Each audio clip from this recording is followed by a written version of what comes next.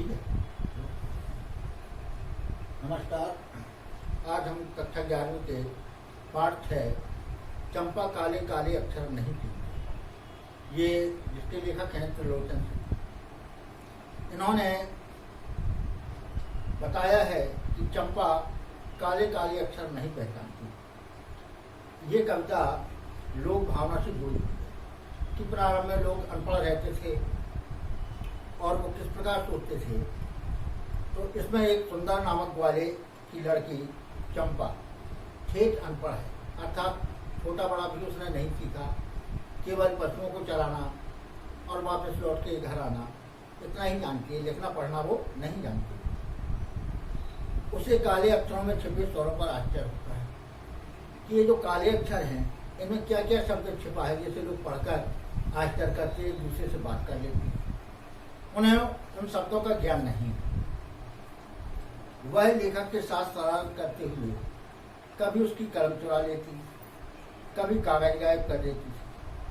अर्थात उस लेखक से जब उसका सामना हुआ तो उसने देखा कि मैं तो जंगल में पशु चराने जाती हूँ, लेकिन ये महोदय बैठे एक पेन से कागज पर कुछ लिखते ही रहते हैं। सुबह देखो तो लिख रहे हैं, दोपहर को देखो लिख रहे हैं, शाम को देखो तो लिख रहे हैं। अर्थात ये पेन और स्याही से क्या कर रहे हैं। तो उसकी उत्सुकता जागरूकती है कि चलो हम इनका लेखन कार्य बंद करा दें। तो कभी उनकी वो कलम चुरा कर रख देती है जिसे लेखन घूमता फिरता है, कभी उसके कागज चुरा कर रख देती है। तो इस पर लेखक को दिन भर कागज जोड़ते रहने पर शिकायत करती है कि आप क्या करते हैं, ना तो कहीं जाते हैं, ना कहीं खेलते कूदते हैं, ना कहीं घूमने जाते हैं, इसी घर में बैठी हुए कागज पर कुछ न कुछ लिखते रहते हैं। इस कारण वो परेशान होती है कि मैं तो दिन भर घूम कर आती हूँ और ये बैठे बैठे कागज कोटते हैं। इस बात पर लेखक उसे समझाता है कि वह भी पढ़ना लिखना सीखे, अर्थात कुछ पढ़ लिख जाएगी तो कम से कम पत्र वगैरह या आवश्यक चीजें समझ सकती है। गांधी जी भी यही कहते थे कि हमारे भारत के लोग शिक्षित, क्योंकि जब तक हमारे देश के लोग शिक्षित नहीं होंगे तब तक वो आगे नहीं बढ़ सकते। इसी को लेखक समझाता है कि वो अभी कुछ पढ़ ले, परंतु चंपा पढ़ने लिखने से मना करती है। वो कहती है दिन भर बैठने से मुझे मन नहीं लगेगा, मैं तो दिन भर घूम कर आती हूँ और जानवरों के साथ खेलती कूदती हूँ, उसी में मेरा मन लगता है, बैठकर मुझे कोई काम करना पसंद नहीं करता। लेखक उसे समझाता है कि जब उसकी शादी हो जाएगी और उसका बालम कलकत्ता चला जाएगा तब उसे पत्र कैसे देगा। अर्थात लेखक समझाता है कि अब तुम्हारी शादी होगी और तुम्हारा पति किसी दूसरे शहर में नौकरी करने चला जाएगा, तब तुम उनसे कैसे बात करोगे, संदेश वाहन कैसे भेजोगे। या तो किसी से लिखाना पड़ेगा, तो जो चीज़ आप कहना चाहती हैं वो कह नहीं सकती। इसलिए तुम्हारा जरूरी है कि पत्र व्यवहार के लिए कुछ पढ़ना लिखना सीख लो। इस पर चंपा कहती है आग लगे कलकत्ता, अर्थात उस शहर को। वह तो अपने बालम को कलकत्ता जाने ही नहीं देती। वो कहती मैं अपने पति को कलकत्ता या किसी शहर में नौकरी करने नहीं जाऊंगी, अपने साथियों ने अपने काम में लगा दिया और उसे अपने पास ही रखे। ये था इसका सारांश। अब आप कविता का पहली पंक्ति सुनिए। चंपा काले काले अक्षर नहीं, मैं जब पढ़ने लगता हूँ वह आ जाती है। तो प्रस्तुत पद्यांश में त्रिलोचन द्वारा रचित चंपा काले अक्षर नहीं कीमती, इसमें उन्होंने साक्षरता के महत्व से अनजान चंपा नामक ग्वालबाला का चित्रण किया। यानी जो साक्षरता के महत्व को समझाना चाहता है लेखक, और इसी कारण वो एक अनपढ़ चंपा नाम की एक ग्वाले को संबोधित करते हुए कहता है कि वह भी पढ़ लिख जाए, क्योंकि वह लेखक को लिखने पढ़ते हुए देखकर बहुत हैरान होता है। तब लेखक कहता है कि चंपा तुम इन अक्षरों का महत्व नहीं है, जो अक्षर काले काले लिखे हैं इन्हें नहीं पहचानती कि इनका कितना बड़ा महत्व है। उसके लिए ये अक्षर काले काले धब्बों के सिवा, अर्थात जो लिखावट कभी लिखता है तो वो कहती है कि काले अक्षरों के सिवा उसके लिए कोई महत्व नहीं है। काले अक्षरों का, क्योंकि वो गैर पढ़ी लिखी है, उन अक्षरों का अर्थ नहीं समझती। जब लेखक कोई पुस्तक पढ़ने लगता है तो चंपा उनके पास आ जाती है। जब लेखक कहता है कि मैं कोई किताब पढ़ता हूँ तो चंपा मेरे पास स्वयं ही आ जाती है। वह उनके पास खड़ी होकर सुनने लगती है कि मैं क्या कह रहा हूँ या क्या पढ़ रहा हूँ, कि लेखक पुस्तक पढ़कर क्या कह रहा है, अर्थात उसको पढ़कर कौन सी कहानी पढ़ रहा है। उसे इस बात से बहुत हैरानी होती है कि काले काले अक्षरों में इतने सारे स्वर कैसे निकलते हैं। अर्थात जो अक्षर लिखे हुए हैं, जब लेखक इन्हें पढ़ता है तो कई प्रकार की भाव मुद्राएं बनाता है, तो ये कैसे स्वर निकलते हैं जिसके कारण इसकी भाव भंगिमा कभी प्रसन्न कभी दुख ये प्रकट करते हैं। अर्थात इन काले काले अक्षरों में कोई जादू छिपा हुआ है जिसके कारण वो ऐसा करती है। तो वह अक्षरों के महत्व को नहीं समझ पाती। तो विशेष अर्थ में कविता अत्यंत सरल एवं शांतिपूर्ण है। काले काले तथा खड़ी खड़ी जैसे पुनरुक्तिपूर्ण शब्दों से अभिव्यक्ति रोचक बन पड़े। अब पद्यखंड दूसरा। चंपा सुंदर की लड़की, सुंदर ग्वाला है गाय भैंसे। यानी चंपा सुंदर नाम की ग्वाली की लड़की, ग्वाला है वो भी गाय भैंस चलाता उनके पिताजी, तो वही धंधा उसकी बेटी चंपा भी करती। सुंदर ग्वाला है गाय भैंसे, अर्थात सुंदर नाम का ग्वाला जिसके पास कई गाय भैंसे हैं जिनको पालन कर वह उसका दूध बेचकर अपना भरण पोषण करता है। चंपा चौपायों को लेकर चरवाही करने जाती। चंपा उन जानवरों को लेकर उन्हें चराने के लिए दूर जंगल में ले जाती है। चंपा अच्छी है, चंचल। चंपा देखने में सुंदर है और उसका स्वभाव बहुत ही चंचल है, यानी नटखट है। वो सभी को परेशान करती है लेकिन अपने कार्य में मस्त रहती है। नटखट भी है, कभी कभी उधम करती है, बहुत ही शैतान है और कभी एक दूसरे को छेड़ती है, कभी लेखक की कलम चुरा लेती है, कभी उसका कागज छुपा कर रख देती है। तो कभी वह कलम चुरा लेती है, जैसे तैसे उसे ढूंढ कर जब लाता हूँ। लेखक कहता है कभी पेन को कहीं रख देती है, कभी कॉपी को रख देती है। जब मैं बहुत परेशान होकर उसे ढूंढकर अपने पास पुनः लाता हूँ तो पाता हूँ अब गायब रह गया है। जैसे तैसे मैं ढूंढकर पेन लाया तो जब तक लौट कर आया तो देखा कॉपी हमारी गायब। अब हम लिखें किसमें? ये कभी उसकी सराहपूर्ण भाव भंगिमाओं का वर्णन करता है। परेशान फिर हो जाता है। कभी कहता है कि जब मैं पेन लेकर आता हूँ और कॉपी गायब पाता हूँ तो मैं बहुत ही परेशान हो जाता हूँ कि क्या लिखूं।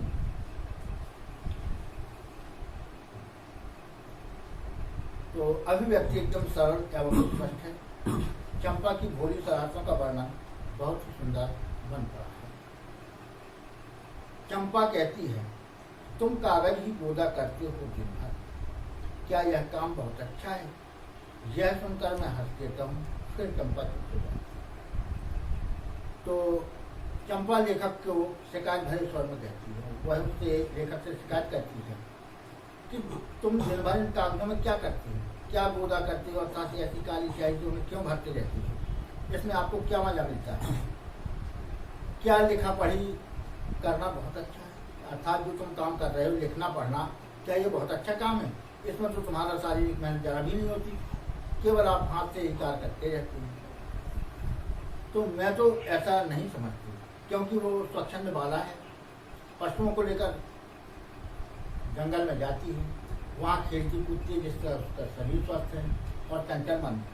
इसलिए वो लेखक से पूछती है कि तुम अकेले बैठकर कैसे तुम्हारा मन लग जाता है कि दिन भर कागज लिखते रहते थे। इस पर लेखक को हंसी आ जाती है।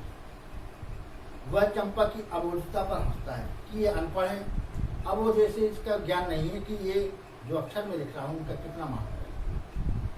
यदि वो पढ़ी लिखी होती तो इन अक्षरों का महत्व समझ सकती, लेकिन ऐसा नहीं।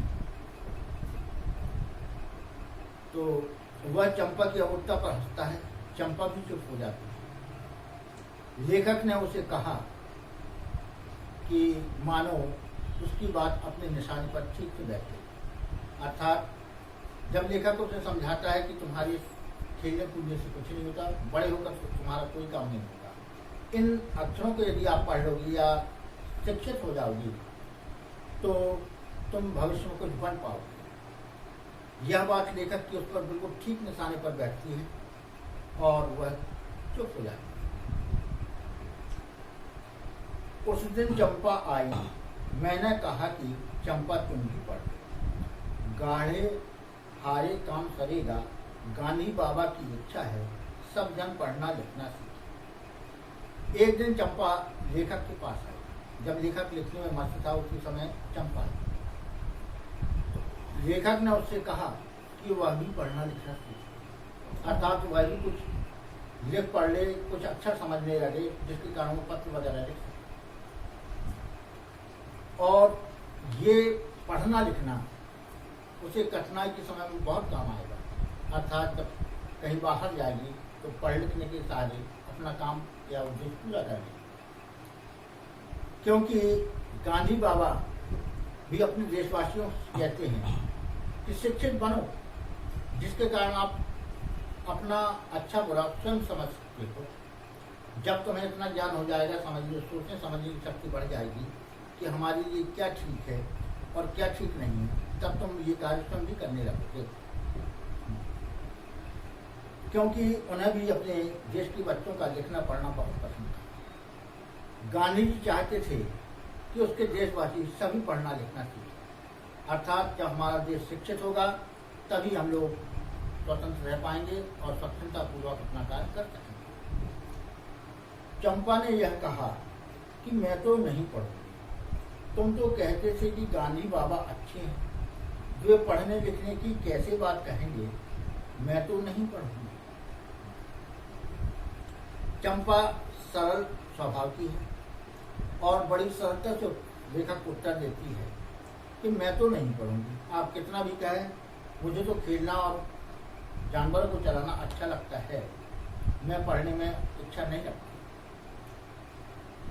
तुम तो कहते थे कि गांधी बाबा अच्छे मनुष्य हैं, आप बताते हैं कि गांधी बाबा बहुत अच्छे हैं, अपने देश की उन्नति चाहते हैं, लेकिन वे अच्छे कैसे हैं? क्योंकि वो मुझे पढ़ने के लिए प्रेरित करते हैं। फिर वे पढ़ने लिखने की बात क्यों करते हैं? अर्थात जब वो अच्छे लोग पढ़ने लिखने की बात नहीं करते, उसकी समझ में ये था। लेखक उसे समझाता है कि अगर करते हैं तो वे अच्छे कैसे हैं। अर्थात जब वो पढ़ाई लिखाई के बारे में कहते हैं कि सभी को पढ़ना चाहिए, तो कैसे अच्छे लोग? अच्छे लोग तो वह खाए घूमने खेले मन प्रसन्न रहे इधर उधर, तो इसको मानती थी। इसलिए वो कहती कि वो कैसे अच्छे हैं।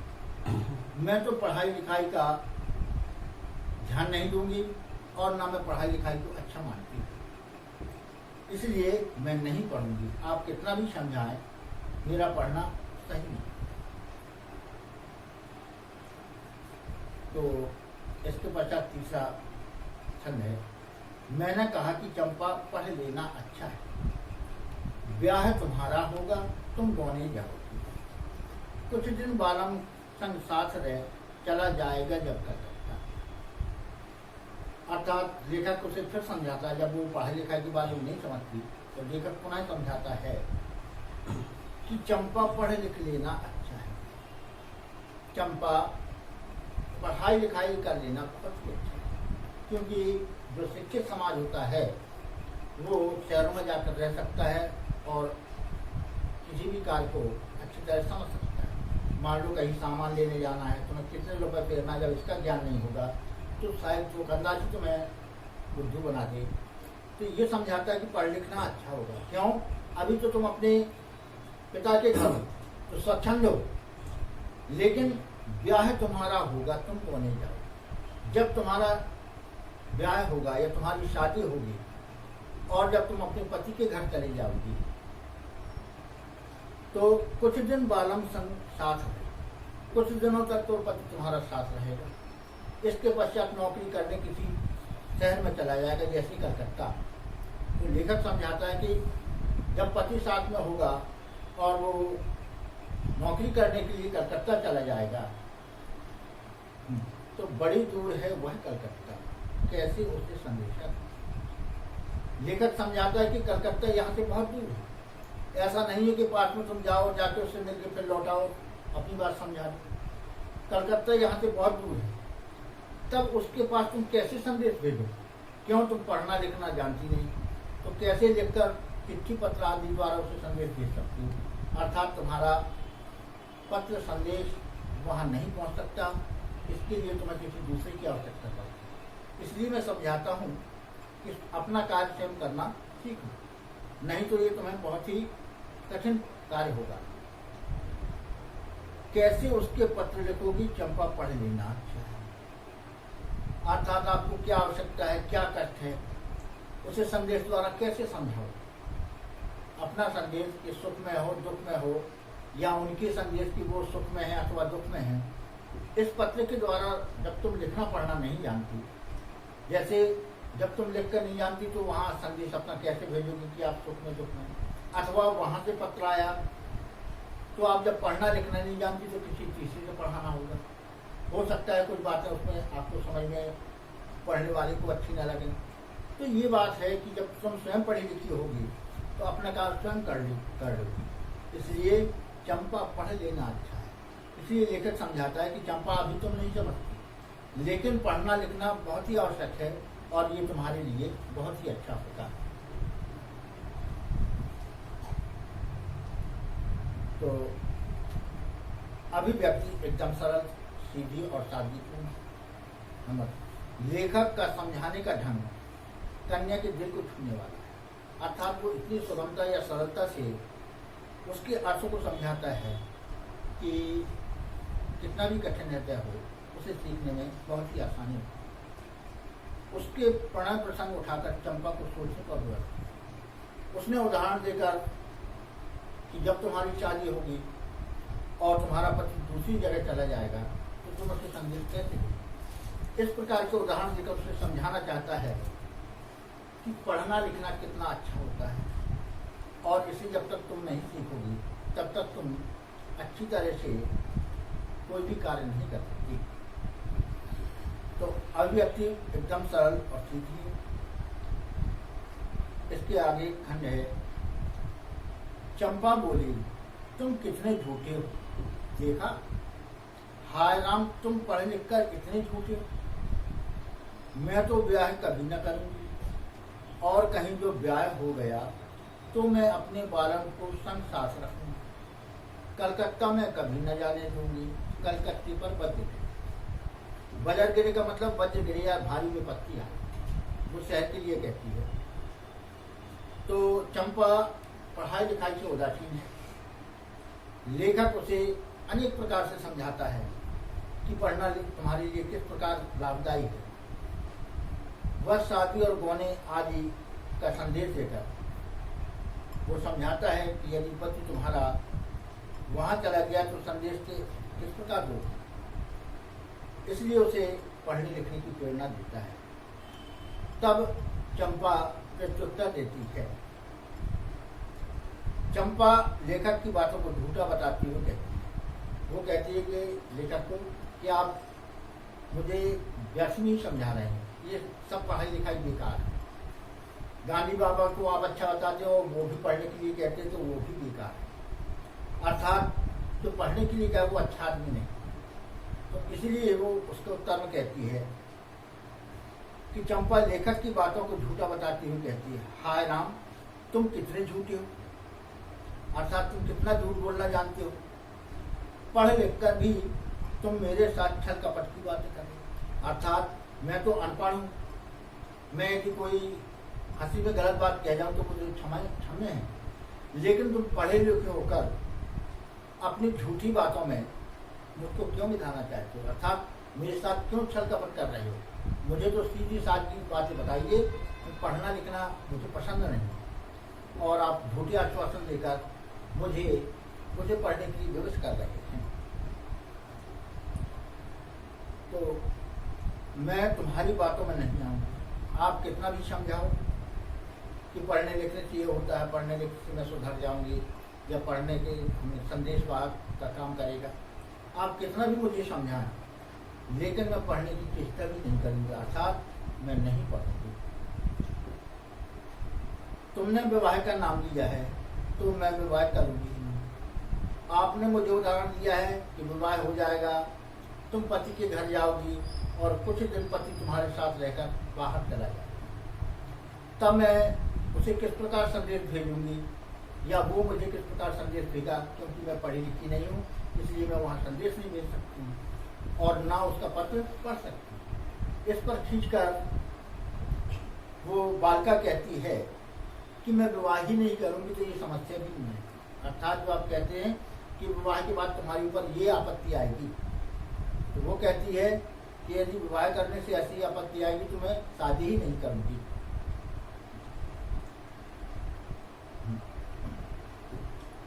तो फिर कहती है कि मैं अपने पति को अपने पास ही रखूंगी। यदि किसी तरह से घर वालों ने मेरा विवाह कर भी दिया तो मैं अपने पति को बाहर नहीं जाने दूंगी, अर्थात नौकरी करने के लिए परदेश नहीं भेजूंगी, अपने साथ ही रखूंगी और अपने साथ ही काम कराऊंगी। अर्थात बाहर जाने की नौबत ही नहीं आएगी जिसके कारण मुझे पढ़ना लिखना।